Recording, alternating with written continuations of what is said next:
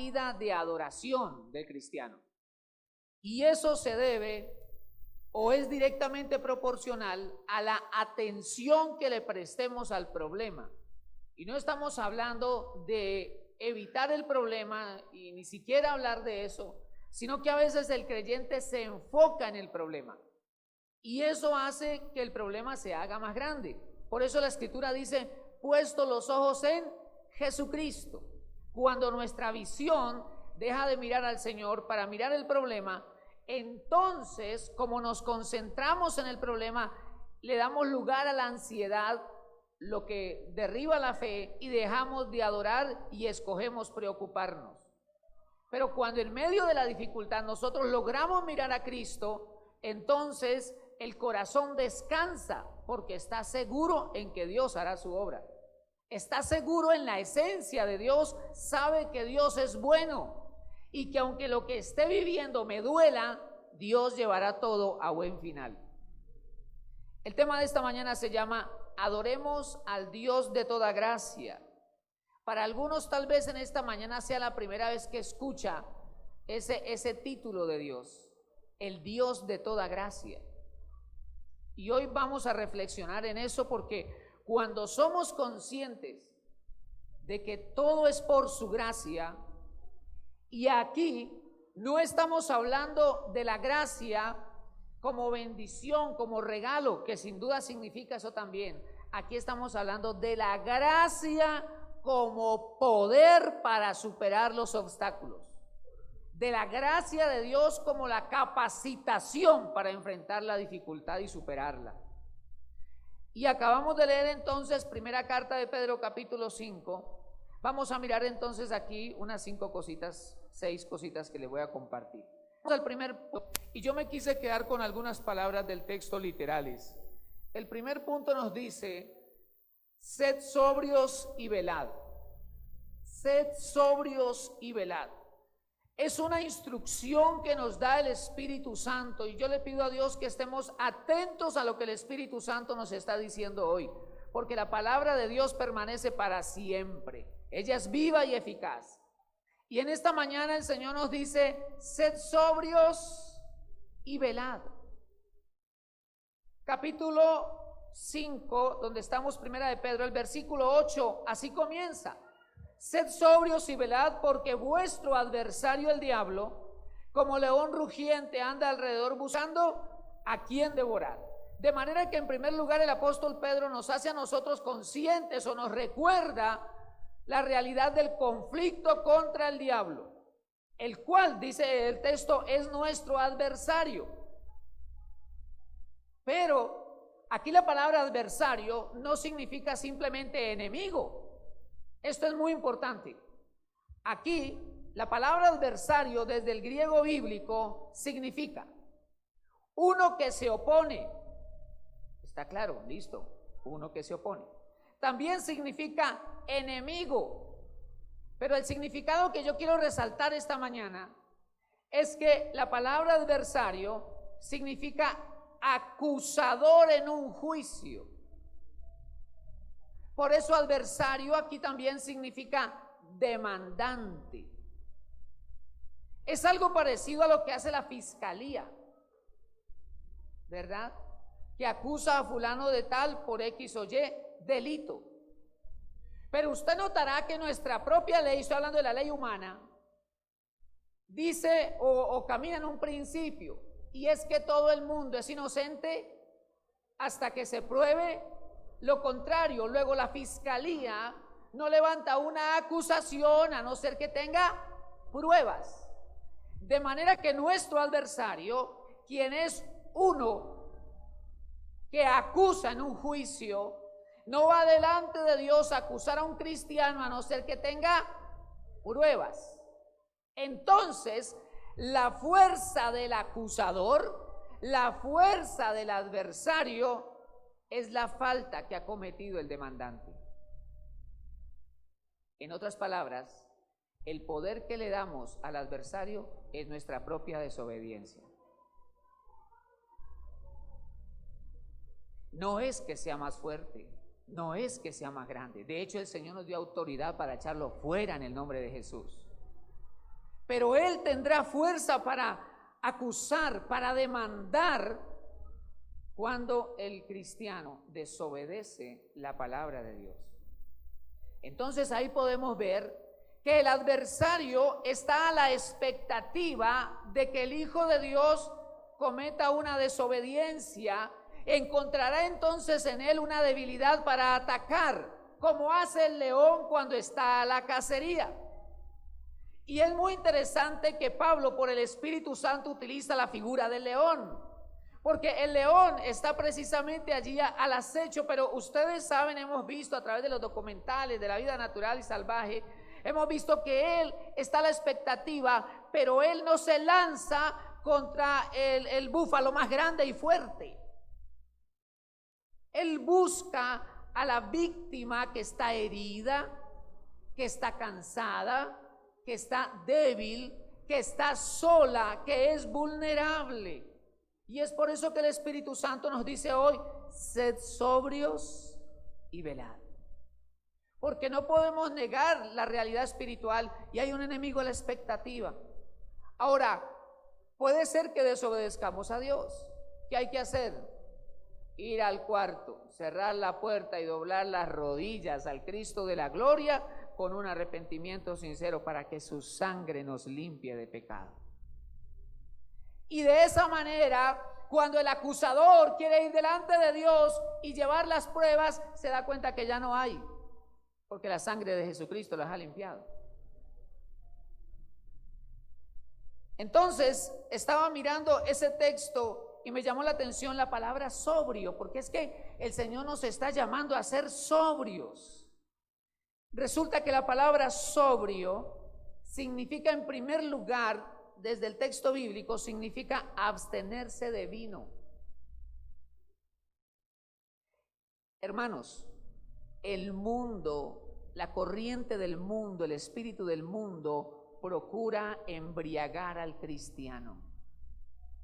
Procura embriagarlo a través de la televisión, con su inmoralidad, ¿verdad? Con las películas de terror, con una cantidad de cosas que se oponen a la naturaleza del reino de Dios.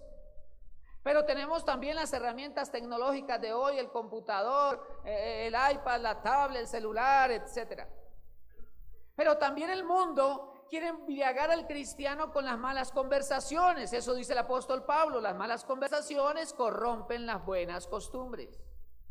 Si hay algo que el enemigo utiliza para dañar la fortaleza del cristiano, son los dardos de las palabras. Tú puedes tener un buen concepto de una persona, de un hermano, de un líder, de un pastor, pero no basta, sino que venga alguien para decirte: ay, pero yo escuché que fulano ha hecho esto. Puede ser verdad o puede ser mentira, pero ya le movió el piso a aquel hermano. Terrible. El que menos corre vuela.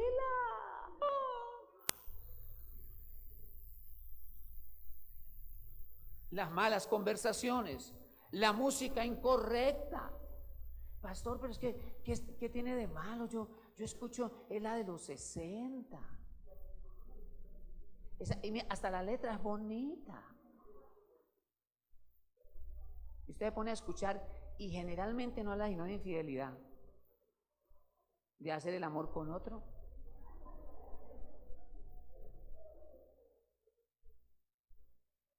Bueno, y yo no sé qué más letra, ¿no? Yo tuve un tiempo que yo escuchaba eso porque a uno de mis hermanos mayores le gustaba, entonces, claro, uno escucha. Y uno dice: no, pero es que, mire, a mí no me gusta la música así del choque y del serruchasco, a mí no me gusta, pastor, me gusta esa otra que es suavecita. Esa música, escúcheme, ministra el alma. Entonces, la hermana o el hermano que está ahí pasando trabajos con el esposo, entonces, ay, sí, es verdad, esa canción es verdad.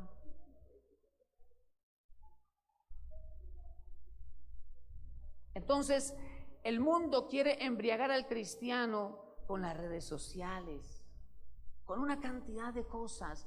Y cuando no logramos identificar eso, amados, bebemos del vino que el mundo nos ofrece, sin darnos cuenta. Estamos participando en una cantidad de cosas. Entonces, ¿qué sucede cuando el cristiano deja de ser sobrio y se embriaga? Se comporta como tal, como una persona cuando está en un estado de embriaguez. Es decir, pierde el discernimiento, su discernimiento se embota. Lo que es malo lo llama bueno y lo que es bueno en realidad lo llama malo. Aquel creyente tropieza y no se da cuenta, se golpea y no le duele, hasta que recobra unas horas después su lucidez y se da cuenta de su locura. ¿Con cuánta frecuencia, hermano, por causa de una crisis, de un problema emocional, de una crisis financiera o de un problema conyugal, salimos a buscar solución en la calle, guiados por el enojo? O hemos dejado embargar nuestro corazón de la frustración por el vacío en casa, qué sé yo, y salimos a buscar la solución en la calle. Pero al otro día reflexionamos y decimos, ¿qué fue lo que hice? Pero la Escritura nos dice hoy, sed sobrios y velad. En segundo lugar, el Espíritu Santo nos dice, resistid firmes en la fe. Resistid firmes en la fe. Y me llamó entonces la atención la palabra resistir, porque la palabra resistir la podemos tomar con diferentes formas, con diferentes imágenes. Podemos ver la imagen de resistir como alguien que cierra los ojos y aguanta porque está resistiendo. Entonces yo quise mirar exactamente el término usado allí y resulta que la palabra resistir allí significa, en primer lugar, pararse en contra. Entonces ya no es, ay, estoy resistiendo, pararse en contra. Y el segundo significado me encantó, significa contradecir. Porque esto nos está diciendo que ante la crisis, ante la dificultad, ante el ataque del enemigo, ante la corriente del mundo, nosotros debemos tener una actitud de batalla y contradecir las palabras de las tinieblas con las palabras de Dios. Entonces, en medio de la crisis, de la dificultad, hermanos, yo sé que somos seres humanos. La Escritura nos habla, y me parece hermoso cuando nos habla de la naturaleza humana de Jesús, cuando el Señor dice, estoy muy triste hasta la muerte. Entonces podemos vivir momentos de tristeza, hermanos, y llorar. Y si es harto el dolor, llore 2 horas. Está bien, tiene licencia para llorar. Pero al terminar ese ciclo de llorar, párese en contra y comience a contradecir las palabras y los mensajes que las tinieblas le han estado enviando para declarar la palabra del Señor. Tal vez las tinieblas le están diciendo, si ve que esto no sirve, si ve que no hay respuesta, si ve que usted le sirve a Dios y mire todo lo que la gente hace, si ve que lo han decepcionado, si ve cómo le afecta en el corazón, entonces uno se puede quedar con eso. Sí, es mejor no creer en nadie, ni hay que darle amor a nadie, porque todos los hombres son iguales. El mejor amigo del hombre es el perro, definitivamente. Y claro, resentidos ahí, entonces nos volvemos ásperos. Y empieza a cambiar nuestro léxico y nos volvemos ásperos con la familia. Entonces nos ponemos en líneas con las tinieblas para hablar como las tinieblas quieren. Y las tinieblas saben cuán poderosas son las palabras, porque hay poder en las palabras. Así que procura tomar la lengua del cristiano para que hable mal, del Señor, para que incluso hable mal de la palabra, para que hable mal de la iglesia de Jesucristo, para que hable mal. Pero la Biblia dice resistir firmes en la fe, y resistir es contradecir, es decir, quitarle fuerza a los mensajes de las tinieblas y declarar la palabra del Señor. Quizás estemos pasando por tiempo difícil. Tal vez nuestro corazón esté pasando por un tiempo de tormenta emocional, de ojos críticos, hermano. Pero no importa. Como les digo, después de derramar el corazón, usted se para, abre sus labios y comienza a decirle al Señor: Señor, tu palabra dice que tú estás conmigo todos los días de mi vida, que aunque pase por el fuego no me quemaré, que si paso por las aguas no me ahogaré, tú me guardas, mayor eres tú que el que está en el mundo. Y Señor, yo contigo voy a vencer, y tú me has dado autoridad, y yo reprendo las obras de las tinieblas en mi casa. Se va de mi casa, se va de mis hijos, se va de mi matrimonio. Yo declaro, conforme está escrito en tu palabra, Señor, que mi esposa es la mujer de mi pacto, es la mujer de mi juventud, y que mi matrimonio y mi hogar, Señor, permanece para siempre. Así como está escrito, Señor, solo la muerte nos separa. Que nuestros hijos no son un dolor de cabeza, nuestros hijos son un plan del cielo. Que hay tiempo de escasez, pero es que esto ha estado duro. Como yo les digo, no, pastor, solo en la billetera solo hay almanaques desde el 70 y no sé qué. No importa, Señor, yo creo que tú me vas a bendecir, tú envías mi provisión. Pero imagínense, la billetera llena de almanaques y nosotros: no, es que este gobierno no sirve para nada, esto sí está muy malo, no, y empezamos a hablar mal, que eso va a traer bendición, hermano. Es necesario hablar como Dios habla. Él es nuestro Padre, y todo hijo aprende el lenguaje de su papá. Pero añade y dice: firmes en la fe. Es decir, hermanos, nuestro corazón no está amparado en una emoción o en un sentimiento, sino en las palabras de Dios. Nuestra fe está basada en aquel que no miente. Nuestra fe está basada en las promesas de aquel que es fiel para cumplir lo que ha prometido.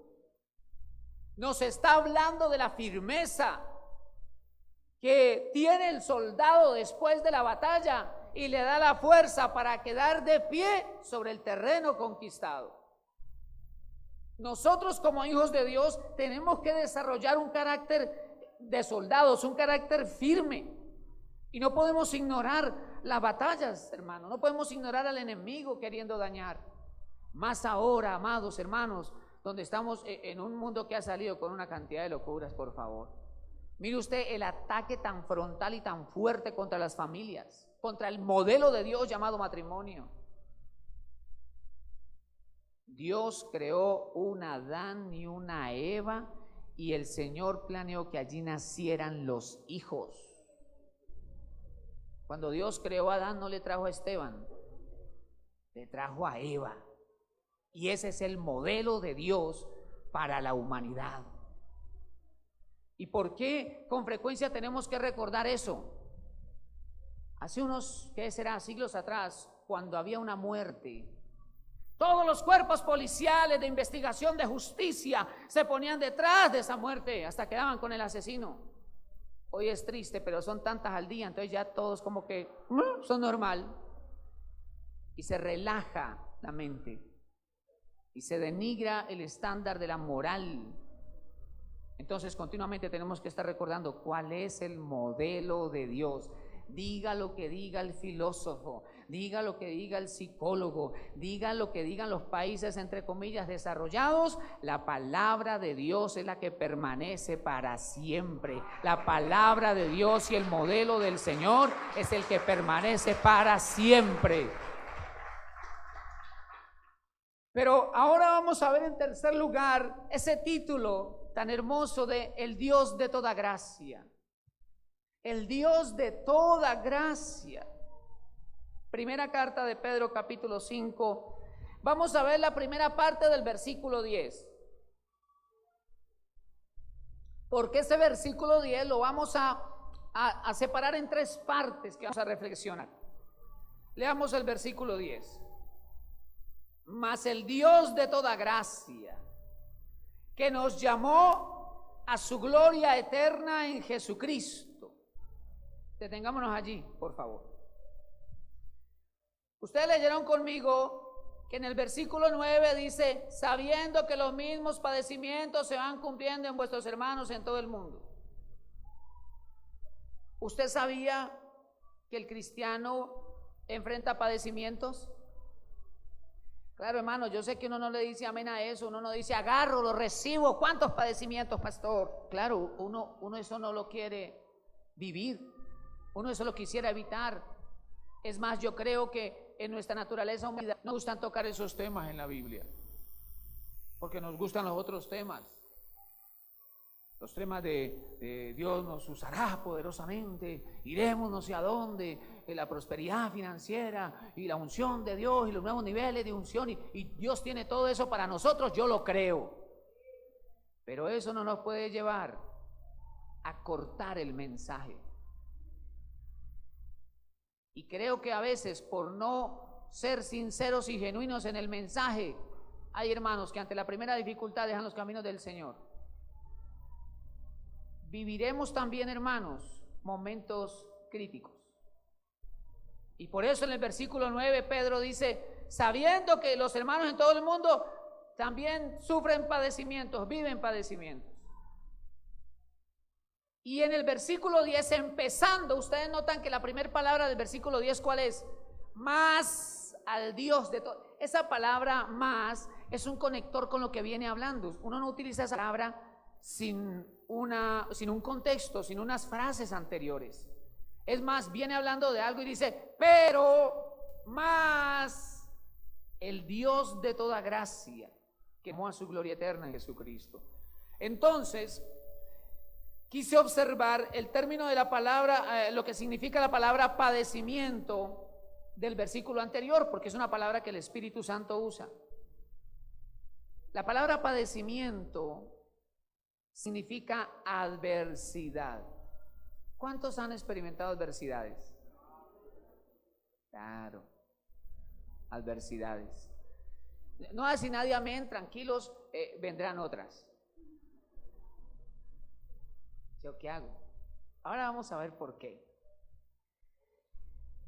La palabra padecimiento, en segundo lugar, significa algo que sufre, algo que se vive. Pero la Escritura dice que en medio del padecimiento, es decir, en medio de la adversidad, se manifestará el Dios de toda gracia. Allí está la otra parte, el Dios de toda gracia.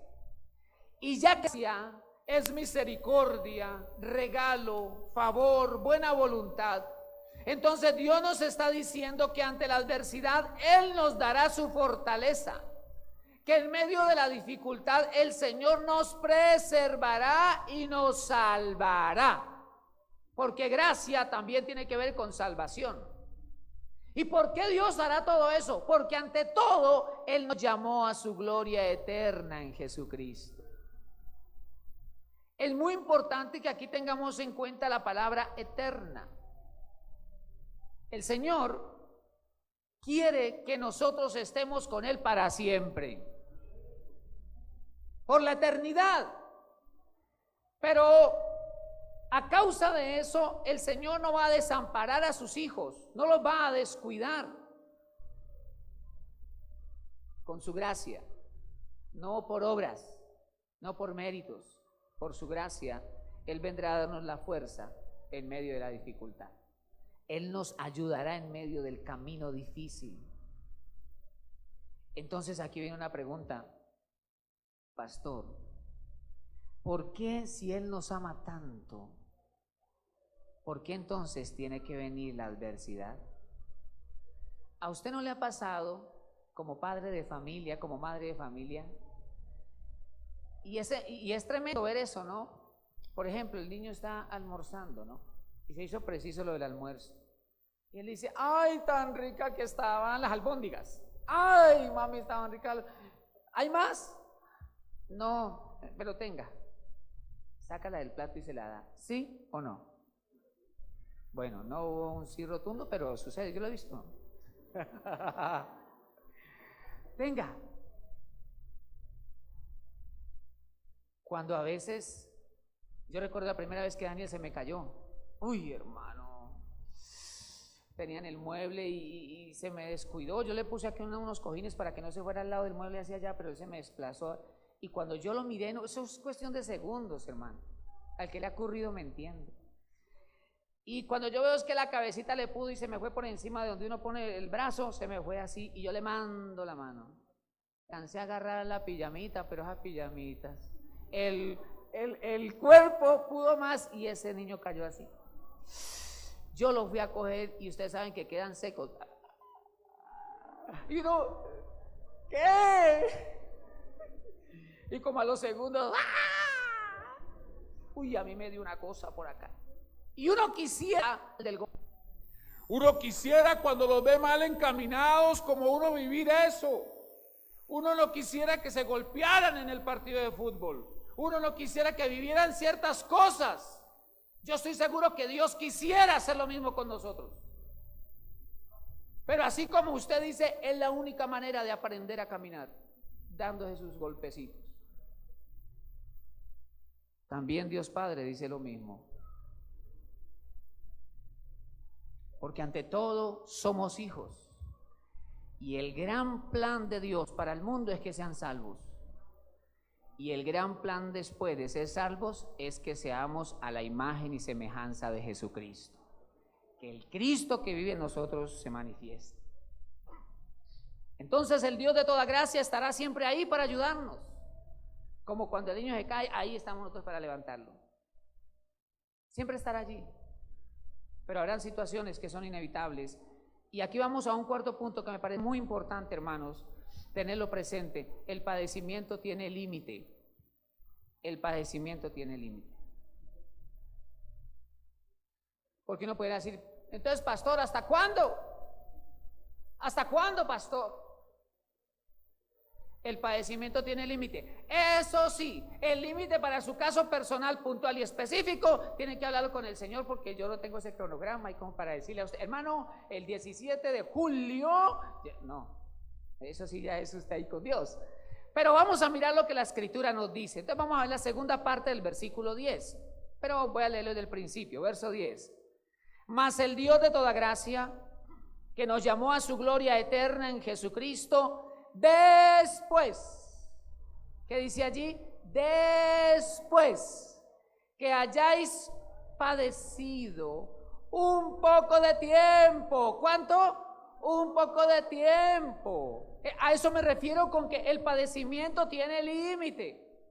La frase después que hayáis padecido un poco de tiempo nos permite concluir que la crisis, la adversidad o la prueba tiene límites. Ella dura un poco de tiempo. Claro que a veces a nosotros ese tiempo se nos hace eterno, ¿verdad? Pero recuerden que el tiempo está en las manos de Dios. Y tenga bien claro, amado hermano, que el tiempo de María es el mismo tiempo de Juana. Y el tiempo de Alberto no es el mismo tiempo de Pedro. ¿A qué me refiero? Moisés estuvo 40 años cuidando las ovejas en el desierto. Se fue a los 40 y a los 80 años el Señor se le apareció. Pero José a los 17 salió de la casa paterna y estuvo entre la casa de Potifar y la cárcel 13 años, porque a los 30 fue que el Señor lo sacó de allá a gobernar. Y entonces, porque a Moisés le tocó 40 y a José le tocó 13, yo no sé. Yo no sé. ¿Sabe quién sí sabe? Dios. Porque Dios al mismo Daniel, para hablarle a Belsasar, le dice: tu corazón ha sido pesado y ha sido hallado falto. Entonces Dios tiene una balanza en el cielo y ahí van los corazones de cada uno. Entonces cuando el Señor pone el corazón en la balanza, ahí sale el indicativo. Amor, perdón, firmeza. Entonces Él dice: este corazón ya aguanta con tal grado de gloria, porque tiene fuerza. Este de acá, uy, no, si le pongo, no hay que ponerle menos, porque todavía le falta, todavía hay peleando con los hermanos, no perdona, habla mal de los otros, no le obedece ni a la mamá, no, todavía falta, entonces pongámosle más poquito.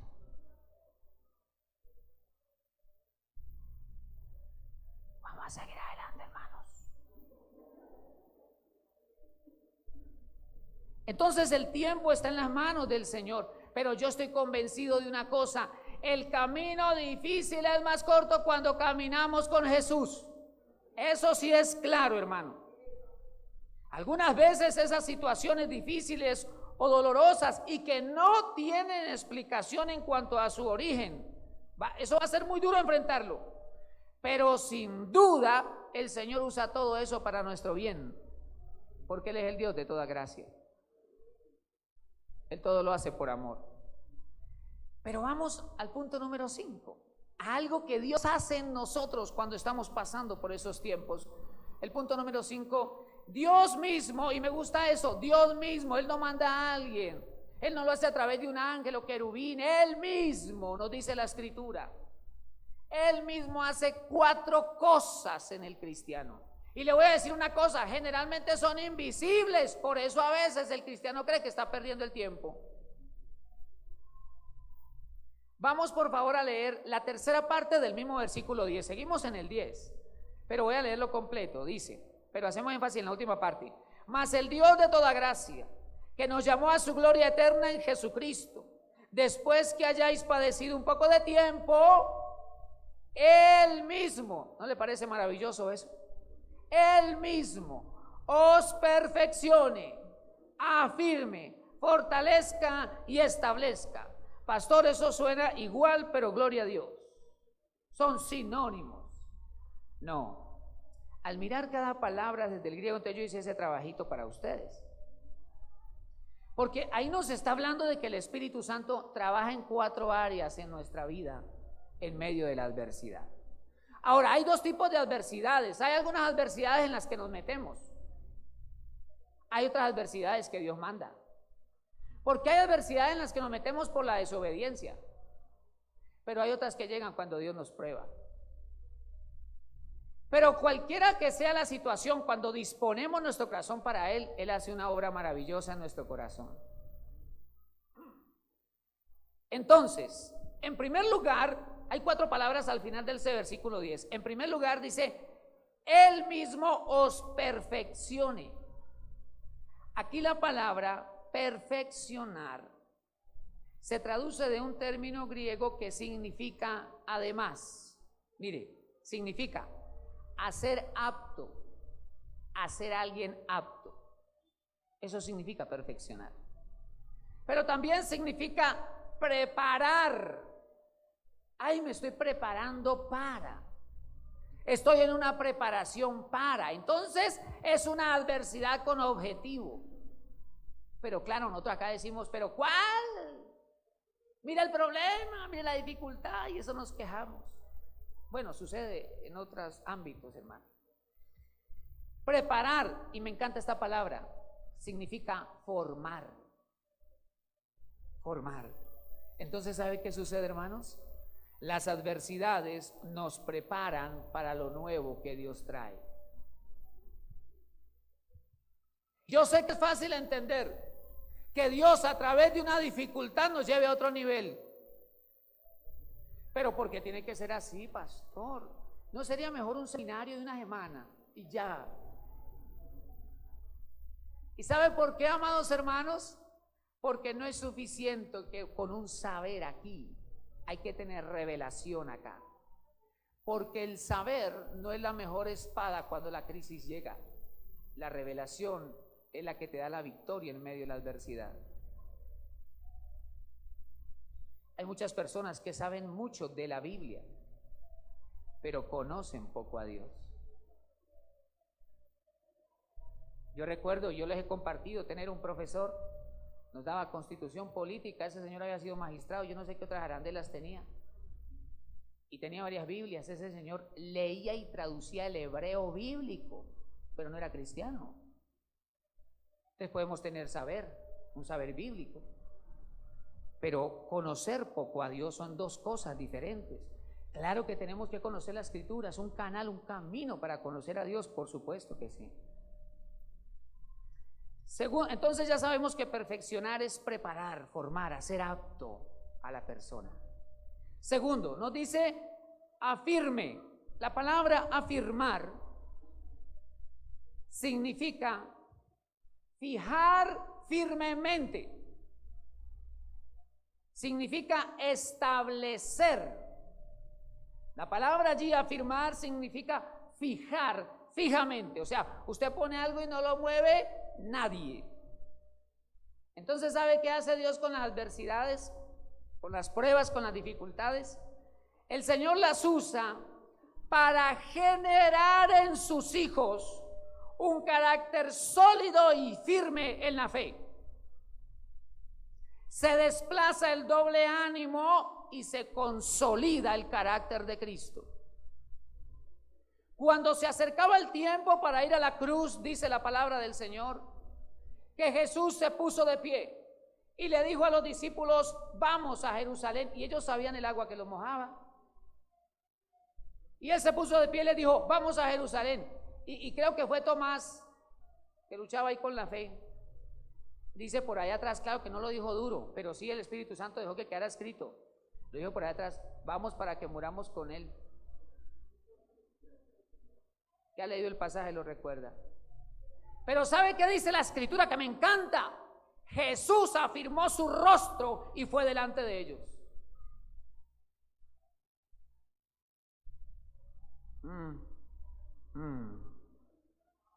Mi amado hermano, le quiero decir algo.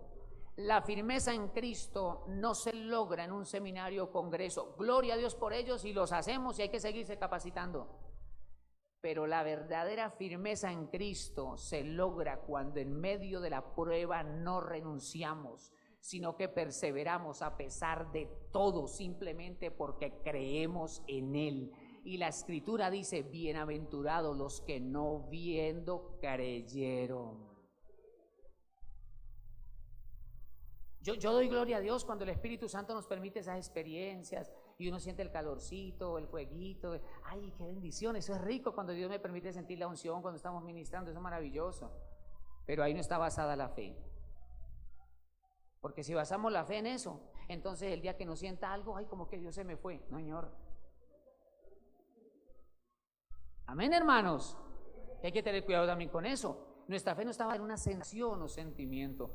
Nuestra fe está basada en la palabra de Dios, en aquel que no miente. Sécase la hierba, marchítase la flor, mas la palabra de nuestro Dios permanece para siempre. Cuando tú tomas esas promesas en medio de la dificultad y tú permaneces, tú dices: no importa, si me muera, pero yo no abandono el camino del Señor.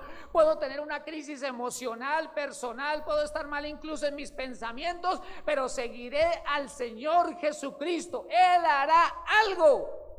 Y Dios ve eso desde el cielo y dice: este tiene fe, este me cree, voy a mostrar mi gloria y mi poder a favor de él, a favor de ella. Y los que en el tiempo de dificultad han levantado su dedo y han criticado, incluso han menospreciado, tendrán que cerrar la boca al ver la mano de Dios a tu favor, porque el Señor traerá bendición, el Señor honrará, el Señor te levantará. Lo único que Dios quiere es eso.